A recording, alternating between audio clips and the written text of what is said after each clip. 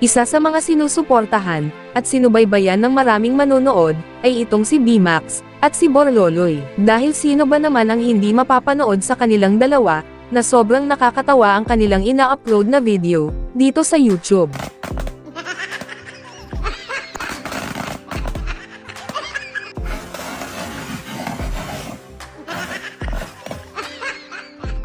Ngunit malungkot man isipin, hindi na natin makikita si Borloloy sa YouTube channel ni BMAX. Pero kahit wala na si Borloloy, ay patuloy pa rin tayong pinapasaya ni BMAX sa kanyang mga video dito sa YouTube. At bukod sa pagpapasaya ni BMAX sa ating manonood, ay patuloy pa rin ang pagbibigay ng tulong ni BMAX sa mga taong naghihirap sa buhay. 1, 2, 3, 4, 5. Yan, itong sobra.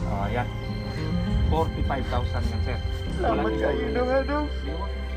So yun mga idol, itong si BMAX TV nga pala ngayon, ay meron ng total video views sa kanyang YouTube channel, na umaabot na, sa 359,357,834. At may subscribers sa ngayon, na umaabot na, sa 1 million plus subscribers, sa kasalukuyan.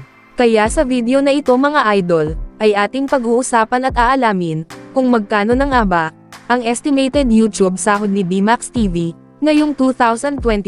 Gamit ang isang public website na Social Blade, ay ating malalaman o makikita, kung magkano na ang estimated YouTube sahod, ni BMAX TV, ngayong 2025. Sa mga hindi pa nakakaalam, ang Social Blade nga pala, ay isang public website, na kung saan kahit sino, ay pwedeng tumingin sa analytics, at estimated earnings, ng isang YouTuber, or influencer. So yun mga idol, nandito na tayo sa Social Blade, at ito ang Social Blade channel, ni BMAX TV. Dito sa kanyang uploads, ay nasa 1,002 na. Subscribers naman, ay nasa 1 million plus na. Video views naman, ay nasa 359,357,834. Country, ay Philippines. Channel type, ay entertainment, at user created, noong June 22, 2021. At dito naman sa baba mga idol, ang total grade niya, ay nasa letter B. Social Blade rank, ay pang 79,799. Subscriber rank, ay pang 1,314. Video views rank, ay pang 58,796. Country rank sa Pilipinas, ay pang 240. At ang entertainment rank naman, ay pang 1,120. So yun mga idol, dito naman sa subscribers ni BMAX TV, noong last 30 days, ay merong pumasok na 10,000 subscribers. At dito naman, sa video views ni BMAX TV, noong last 30 days, ay merong pumasok na 7,539,000. Bumaba ang video views percentage ni BMAX TV, sa 19.9%. So yun mga idol, dito naman tayo, sa YouTube Stats Summary ni BMAX TV, noong January 25, 2025, hanggang February 7, 2025. Makikita natin dito, ang pumasok na subscribers, pumasok na video views, at ang estimated earnings, sa bawat araw. Pero mga idol, ang titingnan natin dito, ay ang daily average, at weekly average. At disclaimer lang mga idol, ang impormasyon na ibinabahagi ko sa inyo, ay isang estimated earnings lamang. Dahil ang website na ito, ay nagbabase lamang sa views, ng bawat video. So yun mga idol, umpisahan natin dito, sa daily average. Dito sa subscribers ni BMAX TV, sa loob ng isang araw, ay merong pumasok na 334 subscribers. At sa video views naman ni BMAX TV, sa loob ng isang araw, ay merong pumasok na 251,284. At dito naman, sa estimated earnings ni BMAX TV, sa loob ng isang araw, simula dito sa lowest ay merong pumasok, na $63 hanggang sa highest na umabot ng $1,000. At kung i-convert natin ito sa Philippine Peso, ang katumbas nga pala ng $1 sa Philippine Peso ngayon ay nasa 58 pesos. So yun mga idol, ang katumbas ng $63 sa Philippine Peso ay nasa $3,600.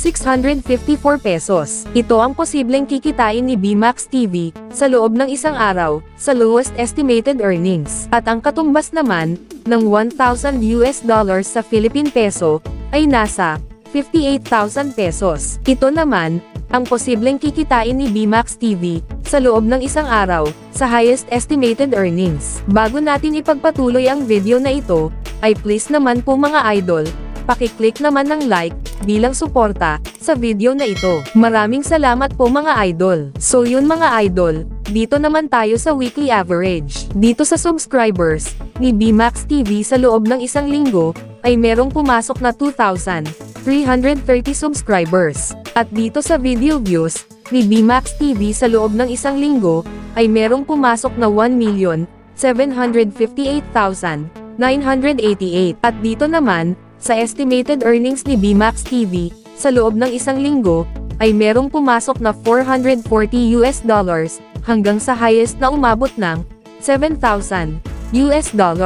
At kung i-convert natin ito sa Philippine peso, ang katumbas ng $440 sa Philippine peso ay nasa 25,520 pesos. Ito ang posibleng kikitain ni BMax TV sa loob ng isang linggo sa lowest estimated earnings. At ang katumbas naman ng $7,000 sa Philippine peso ay nasa 406,000 pesos. Ito naman ang posibleng kikitain ni BMax TV sa loob ng isang linggo sa highest estimated earnings.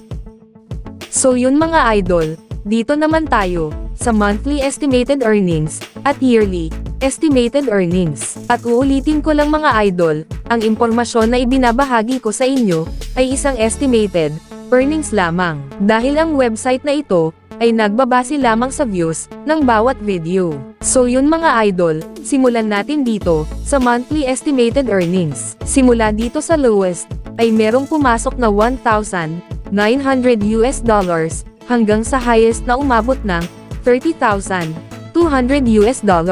At kung i-convert natin ito sa Philippine peso, ang katumbas ng $1,900 sa Philippine peso ay nasa 110,200 pesos. Ito ang posibleng kikitain ni BMax TV sa loob ng isang buwan sa lowest estimated earnings. At ang katumbas naman ng $30,200 sa Philippine peso ay nasa 1,751,600 pesos. Ito naman ang posibleng kikitain ni BMax TV sa loob ng isang buwan sa highest estimated earnings. So yun mga idol, dito naman tayo sa yearly estimated earnings. Simula dito sa lowest ay merong pumasok na $22,600